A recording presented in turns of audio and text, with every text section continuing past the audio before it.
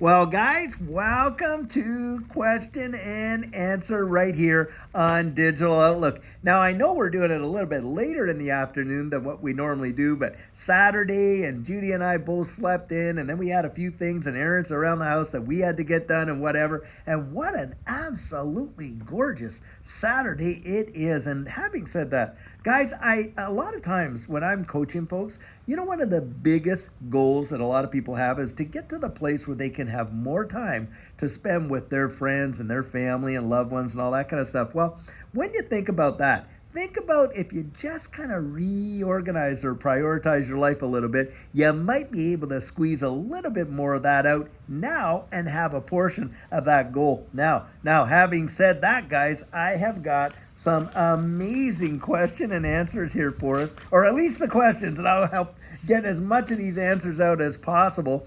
And I really appreciate the fact that you guys reach out, you email me, and I'm going to talk about some of the questions that I've seen in the comments during the week and to get these out because these are big. These are really great questions. Now, the first one is coming from Carl. And Carl writes and he says, "Hi, David. I've been watching you for some time now and had a quick question.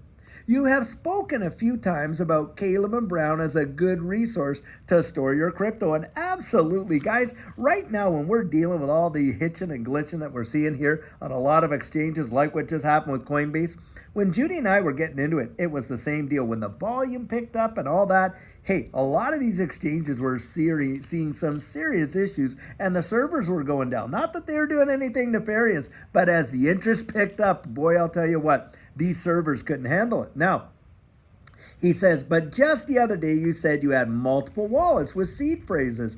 And he's saying he's not knowing how any of that works. And he's asking, why would you need that if your crypto is with Caleb and Brown? Well, the thing is this.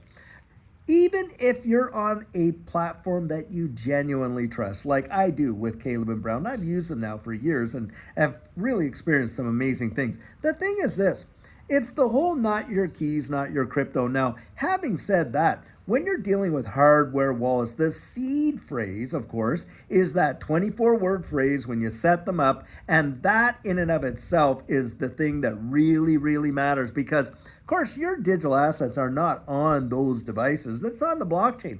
Those devices, they work in a way to send out a kind of like a smart contract signal that never leaves the device but allows you to interact with your digital assets, send them, receive them, do what you want with them, even stake them on those devices.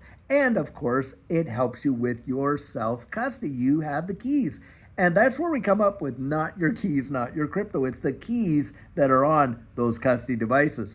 Now, for me, I don't keep any of my assets on an exchange. Exchanges for me are for buying and selling. Now, when I'm doing big time deals, I'm going to be using my broker, that's for sure. Now, a lot of folks will have multiple and different types, right? They have maybe a Ledger, they have a Trezor, they have a Decent, an Epipal, a Tangem, you name it. There's all kinds of hardware wallets out there. And a lot of them, it's just whatever your preference is. But guys, I always suggest have multiple. Be diversified in your custody. So if one thing gets compromised, you haven't had it all lost, or not all of it is vulnerable to that. But Carl, that is a fabulous, fabulous question. Now, next one. Okay, let's go here. Now, this one comes from Jason. And let's just take a look here and see about this. He says, he's talking about great video about the HSBC content. And then he says, I have a couple questions. He says, so you were talking about HSBC, and as you know, the RBC, Royal Bank of Canada, wants to take over and merge. And he's asking, many are just using the monopoly narrative. Do you believe this is for RBC to advance in the new emerging financial sector? Well, and he says, you can see where the puck is going. And he says, now, the thing is this, Royal Bank of Canada is a Ripple partner. Absolutely. And they have been for quite some time. So I don't necessarily think it's too out of the ordinary for the Royal Bank of Canada and HSBC and a lot of these major global banks around the world that are developing these mergers and partnerships and are absolute partners with Ripple. I mean, think of the Commonwealth Bank of Australia. They're a Ripple partner as well, and on and on and on it goes. The Royal Bank of Scotland. There you go. There's another one. a big Ripple partner. And all of these guys are getting ready. They're interacting and they're integrating with one another with the cross-border payment rails. And that's really what's going down. So I don't think it's so much a monopoly as it is an integration for partnership and the utilization of these digital assets, these distributed ledger technologies. Now, he's got another question here. He says, why do Trump and Poilievre both publicly state there will be no CBDCs in their current campaigns? Well, I'll tell you why they're doing that, because it's popular. And of course, I think what's going to end up happening is if they do get into office, then they're going to come back and say, well, we've had to rethink this, and we think a central bank digital currency is a good thing, but the way we're going to do it was way different when the other guys were going to do it, and ours are going to be such a better option than what those guys were. But guys, don't kid yourself. Central bank digital currencies are coming for the wide world. Practically every nation state is going to be utilizing it. It is truly the evolution of money, and it is absolutely on the way. And of course, the Bank of Canada and the Federal Reserve here in the United States are way further ahead with the development of central bank digital currencies than what they're really letting on. In fact, I know for a fact in Canada, they're practically at the stage where they could implement it almost overnight. Now, next question here comes from Pablo. And he says, I'm really enjoying your videos. And I had a question, is it too late to claim the Flare tokens? Well, not really. In a way it is, and in a way it isn't. So in one way that it was, hey, way back when they had that snapshot way back there, I think it was December 21st of 2020, that time is gone, right? It's all gone. But the thing is this, you can get out there and you can purchase Flare, you can stake it, and guess what? You can gain more Flare tokens by staking it. And that is that whole mechanism of staking your assets. In fact, you can go out there and you can purchase way more Flare than what a lot of people got rewarded. And you can stake it and end up getting bigger chunks than what they get even in the future ones. So at least that's how I've understood it. Now, I always recommend for folks to go out there and truly research these things for themselves. But that is how it works. It's a staking mechanism, just like a proof of stake like Cardano would be or something like that, and how you can actually get a reward of more Flare just by holding it and staking it. So that's the answer there. So in a way, yes, in a way, no. Now, here's the last question. Now, these questions are coming out from Jason, and he says this. He says, if whales and institutions are loading up and buying XRP day after day, why doesn't the price move and appreciate? Well, I'll tell you what, we have answered this question multiple times, but I don't mind talking about it again because it's a big deal, and a lot of people don't understand it. What I want you to do is go on to Investopedia online, and I want you to research over-the-counter trading. Research that.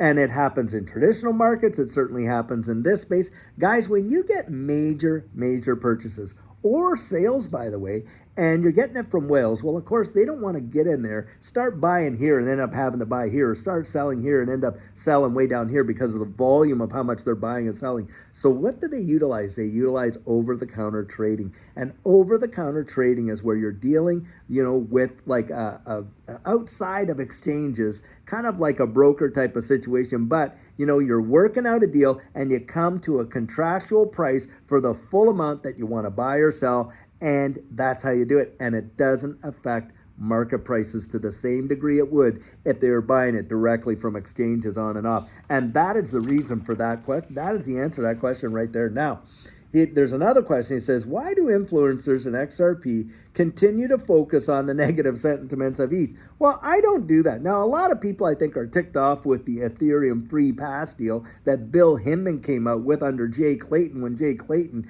was sitting in the same seat that Gary Gensler is, as the head of the, of the whole SEC. And of course, those guys, they issued out that whole Ethereum free pass, and then by the time both of them left, well, lo and behold, on the very last day that Jay Clayton was in office there, what happened? Well, they dropped the lawsuit on Ripple, didn't they? And so there's a lot of XRP folks that are kind of really ticked off about that, but it's not that Ethereum is bad. That is not how I view it. In fact, Ethereum brings a lot of great utility to this digital asset space, but the fact that they got a free pass and the way in which that whole thing went down, if you don't know what that is, just Google up Ethereum free pass, and you'll get the whole kit and caboodle on it. But suffice it to say that they were given preferential treatment, and it was almost like people were picking and choosing winners and losers in this space. And as a result, the impacts that it had on the price of XRP versus where Ethereum went are truly phenomenal. But you do want to look into that. But that's probably why. Now, next question, these guys says, I notice you haven't done an episode publicly of your exit plan for this bull run. Well, I'll tell you why. Because I reserve that to people that take the coaching. That's why. Well, you want to know all my portfolio? You want to know how Judy and I set up and what we learned in this space and how we employed and the type of exit strategy that we did?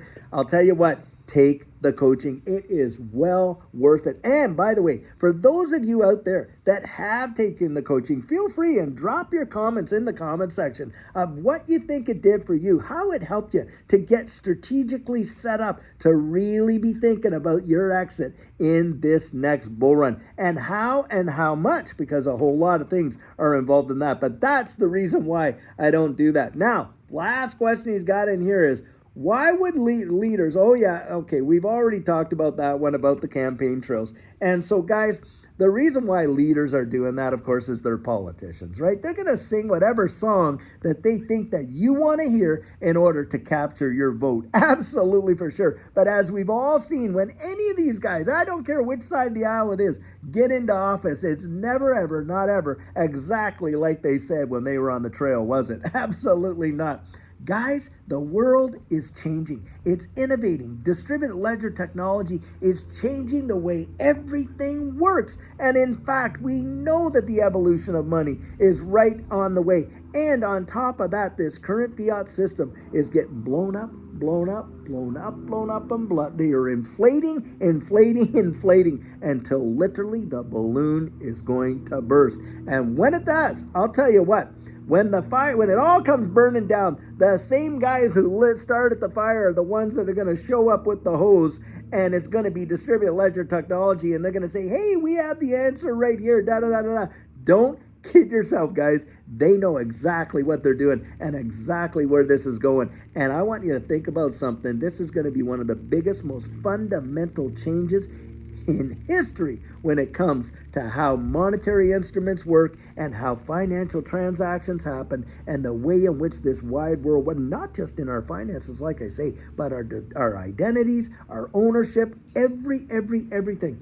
And for me, I absolutely 100% believe it is going to represent the greatest wealth transfer in the history of mankind. And just look what's going on today. Look, I see XRP's up there over 63 cents, Cardano 73 cents. Hey, look at what's happening to XLM right now. It is on an absolute tear, and we're at what, 13 and 14 cents for XLM? Guys, this is just the beginning. You're starting to feel it. The element is getting a little hot. They've lit the fires and they're kicking the tires, but we have not had launch day yet. But when that day comes, wow, boom, are we ever going to see something in this space? And for those who have lived through the last one, you know exactly what I'm talking about. But I personally believe that this run is going to make that last one look like an absolute blip in comparison. It is going to be mind-numbing. Well, guys, I sure hope you're having an amazing Saturday. Enjoy the rest of your weekend. And of course, remember, we've got our Sugar on Sunday,